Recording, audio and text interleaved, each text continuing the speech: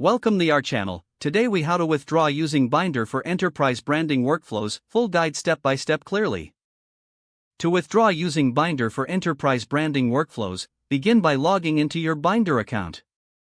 Once logged in, navigate to the main dashboard.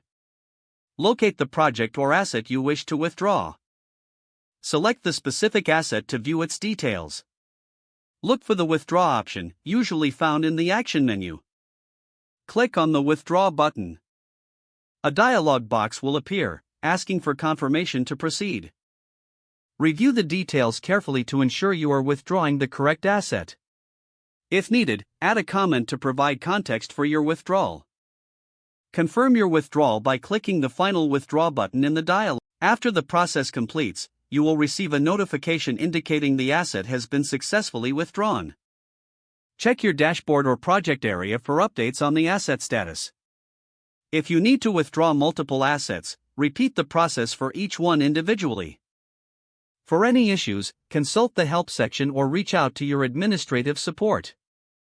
This completes the step-by-step process for withdrawing assets using Bynder in enterprise branding workflows.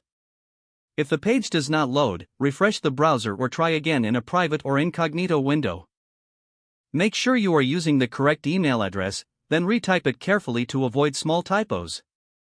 If your password is not accepted, use the reset option and create a new strong password you can remember.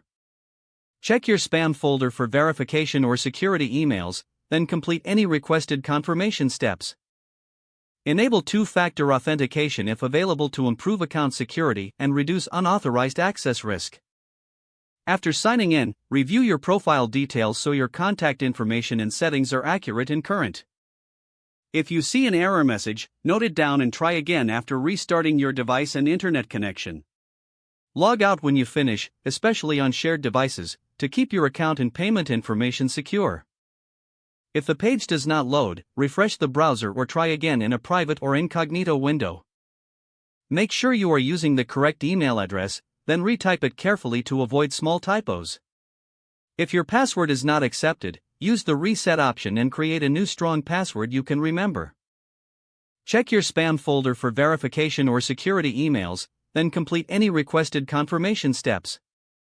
Enable two-factor authentication if available to improve account security and reduce unauthorized access risk. Don't forget to like this video and subscribe to our channel for more step-by-step tech guides.